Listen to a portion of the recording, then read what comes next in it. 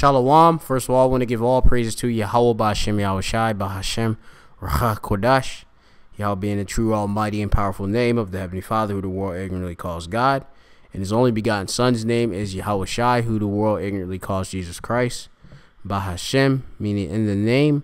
Racha, meaning spirit. Kodash is holy. That, of course, is what I uttered in the Paleo Hebrew in the Lashwan Kodash. Of course, I want to give double honors to the elders and apostles at Great Millstone who rule well. Peace and salutation to all sincere Achim. They're out there, of course, fighting day in and day out to bring out this Amath, this truth. All right, whether it be, through your different various afflictions, doing the work, fighting, just to get your videos done. Fighting, of course, to, get to that finish line to receive the crown. This is the brother of Mafpa, Great Millstone, Playing Tables Camp, coming again with another lesson. This is going to be, of course, a short one, going into organic food fraud, which is a big problem. And here's what government plans to do about it.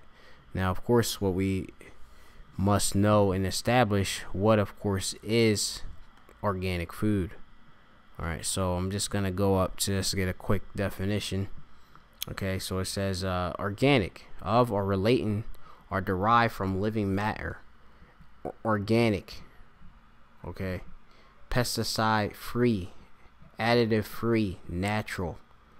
Okay, so of course, you're dealing with natural foods which shouldn't have pesticides, all right, chemicals that are harmful.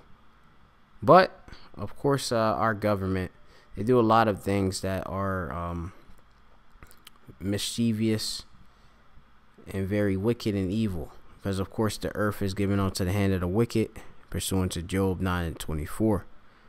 In which the wicked is a so-called white man, the biblical Edomites. All right, that's what they actually are. They're Edomites. They go back to Esau, Edom, who, of course, is the devil. All right, so the government, they plan to let's go into it. It says, is your organic produce really organic? I mean, this, of course, is a question that I ask myself constantly as I spend, the funds that I do have on the organic produce and such, and organic products, day in and day out. All right, so I'm one person that do pay attention to my health, which all Achim should do so too, to make a good practice to, of course, make a effort to take care of your body. All right, even though this stuff is defiled, in which that's what, of course, this lesson is about. Okay, no matter what you eat, it's still defiled, being that under the inhabitants thereof, this place is all tainted and destroyed. All right, so it says, when you buy organic foods at the supermarket, they cost more. As a result, you expect to get more.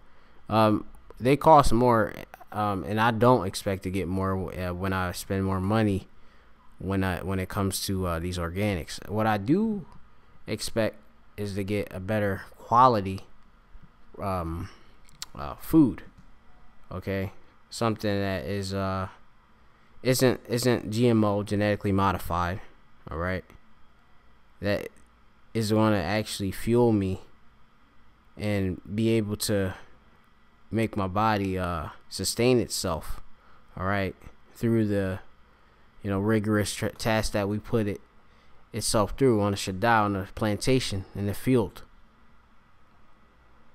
through, of course, our daily tasks that we do. Some brothers may exercise too and such, to help rebuild our temple, our muscle and such, the flesh and such, just try to take care of it. Anyway, it says, depending on how you look at it, but the report last year revealed millions of pounds of non-organic soybeans, which soybeans are primarily have a lot of estrogen in them. A lot of vegans eat a lot of soy products, which is derived from soybeans. It says in corn, that's not, one of the highest, if not the highest crop that's genetically modified is corn.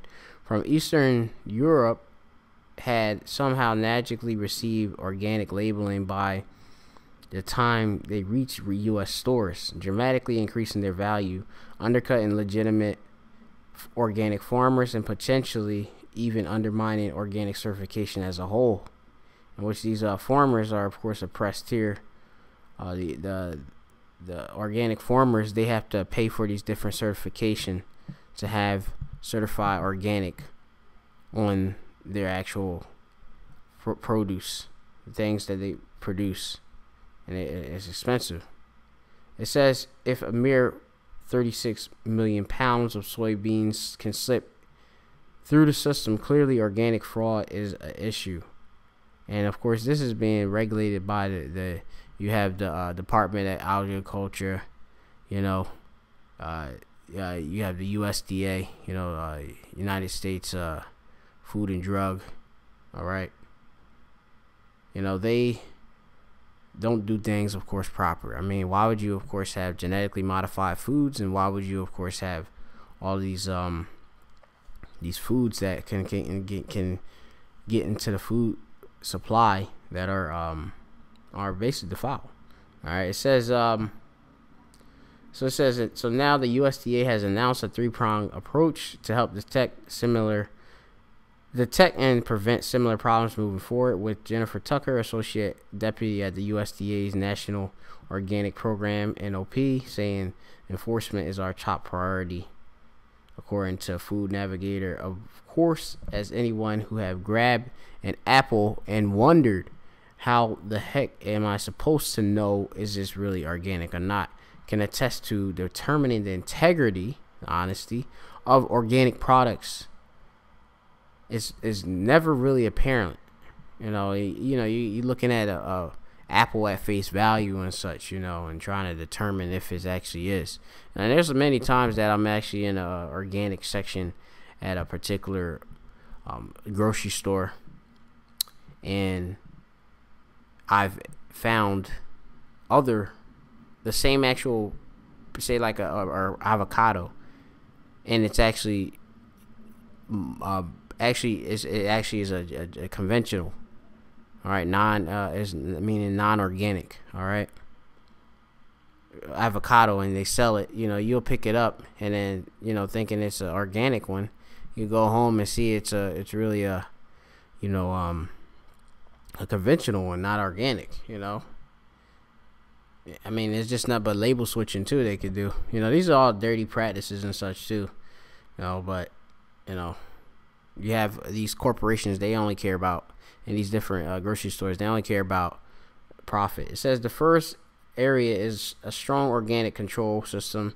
It sounds vague, but simple terms, the idea to build trust in people certifying your food organic. After all, an organic label is valid if you trust the person who puts it there, so that the USDA wants to do things like bolster training and accreditation programs for those on the front line of organic labeling.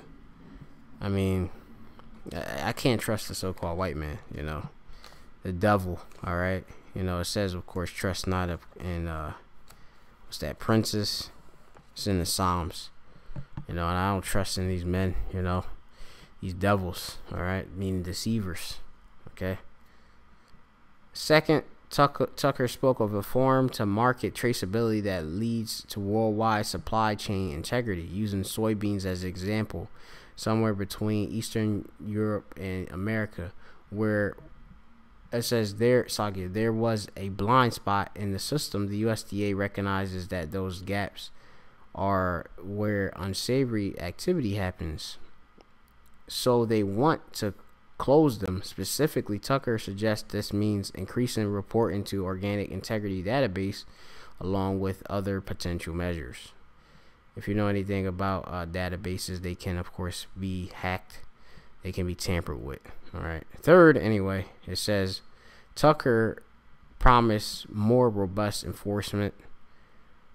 It says, needless to say, the oldest way to prevent crime is punishment, and for USDA, that apparently means everything from increasing the better training staff at the NOP, more surveillance and unannounced inspections. All right, so surprise inspections, improving the complaint process and making the public examples of violators as a deterrent. That's just like a slap on the wrist.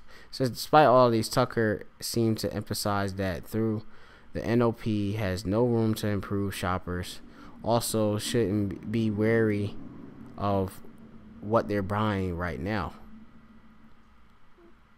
I would be, of course, very wary of what I'm buying. I mean, especially with all the dirty tactics and the people that own these different companies and such. All right. What is it? Recently, that company Bayer has bought Monsanto, or let me see. I'm trying to think if it's vice versa. Yeah, I believe that's what it is, but you can look it up if you want to. It says the organic sector remains strong and vibrant, and customers continue to trust the organic label. She said. It says trust really what is organic is all about. It says the trust is big money for all those organic food businesses. If organic certifications are undetermined to the point where consumers stop believing them, the entire industry could fall apart, no matter how honest the companies behind the labels are. All right. And I mean, look, we just live by faith, so we just gotta try to live by the faith of Yahweh Shem Shai. All right, we're gonna get into these scriptures and close out. This is Ezekiel 4:13. It says, "In the Lord's name is Yahweh the Most High." Okay, said that even thus shall the children of Yashala, the children of Israel, all right, which consists of the so-called Negroes, Latinos, and Native Americans, eat their defiled bread, lacham, or a call. All right, lacham will be the word here, which bread. All right, but basically you're talking about food. Defiled among the Gentiles, whether I will drive them. And of course, the Lord, of course, scattered us amongst the heathen, all these different nations. So wherever we are, we're eating this defiled bread. Okay, you got here the Hebrew word for defile is that's tamah. All right, tamah. And it means unclean, impure. All right, ethically, religiously. All right, these people do a lot of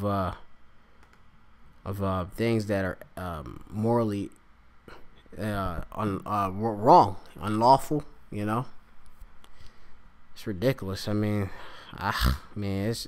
If I start to talk about it, this video will be longer, but I just like to bring out the information, expound on it, and get out of there. Anyway, it goes on. This is Psalms 107 and 33, and it reads, "He turneth rivers into a wilderness, and the water springs into dry ground. Who is the He? Is the Most High Yahweh Shem Shai." It says a fruitful land into barrenness, in which of course he have turned, of course, since Yahweh Shem Shai have given the earth unto the wicked, to the so-called white man, through the so-called white man, the places, the fruitful lands. America used to be fruitful. All these different islands used to be very fruitful, and now it's just defiled, unbarren, lands and such. All right, they don't even respect the land Sabbath. It says, "For the wickedness of them that dwell therein." All right, and the Lord, of course, turned a fruitful land, into barrenness. All right, because the wickedness of course, we have us being wicked, the nation of Yashala being wicked. And of course, you have, of course, the rest of the heathen, all right, being wicked as well. But the so-called white man, all right, primarily, all right, he's the devil, and he does deceitful food practices, and he destroys our water and everything. It goes on. It even says it. It says he turneth the wilderness into a standing water and a dry ground to water springs. And I mean, our water, we don't even get clean water here. That's why we need to be delivered out of this captivity. Simple as that. All right. So anyway, I'm just gonna close out with that. I had some other precepts. You can go into the Ecclesiasticus, the 37th chapter. And I was going to start at 29th verse, but I believe I hit the point. So with that, I'm going to say, Call Allah, Imla, Yahweh, Shem, Shai, Ba, Shem, Hakadash. Double honors to the elders and apostles, that great millstone, peace and salutation to all sincere Achim, wa Akhwathim, that are, of course, listening and learning, all right, and being in order. Shalom.